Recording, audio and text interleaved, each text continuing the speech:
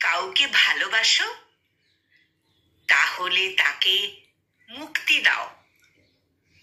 যদি সে ফিরে আসে তাহলে সে তোমার, আর যদি না আসে তাহলে সে কখনোই তোমার ছিলই না। শুনেছি পাখিরা অনেকেই সঙ্গী হারানোর ভয়ে উপোস করে, অথচ তুমি মানুষ হয়েও বিচ্ছেদ চাইলে। পৃথিবীর নিয়ম বড়ই অদ্ভুত। তুমি যাকে সবচেয়ে বেশি ভালোবাসবে সেই তোমার দুঃখের কারণ হবে। যার সাথে তুমি রোজ নিয়ম করে কথা বলতে, সময়ের ব্যবধানে একদিন তার পরের দিন এইভাবে তার সাথে আর কোনো কথাই হবে না। যারা ছেড়ে যায় তারা কখনোই ভাবে না রেখে যাওয়া মানুষের কথাটা তার কতটা কষ্ট হয়, সেটা তারা ভাবে না।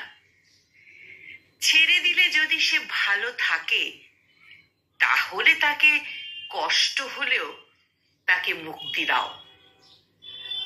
জানো তো, খাঁচায় আটকে রাখা পোষা পাখি যার মানুষ নয়, কিছু মানুষকে আপনি এত যতই ভালোবাসো না কেন, যতই ভালোবাসা দাও না কেন, তবুও তাদের আপন হতে পারবে না।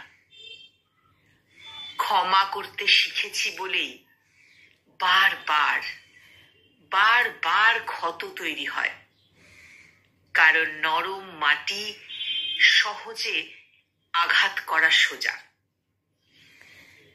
সেই জন্য চিৎকার করে কাঁদলেও হয়তো মন হালকা হবে, কিন্তু নীরবে কাঁদার চাইতে বড় কষ্ট হয় সেই মানুষটা যখন ছেড়ে চলে যায়। পৃথিবীতে আর কিছুতেই সে কষ্ট নেই। কারো কাছে ঠকলে হয়তো কষ্ট হয়, কিন্তু আমাদের চারপাশের কোন মুখের সাথে কোনটা মুখোশ পরা সেটা ভালো করে চেনা যাওয়া, চিনতে পারা খুব কঠিন।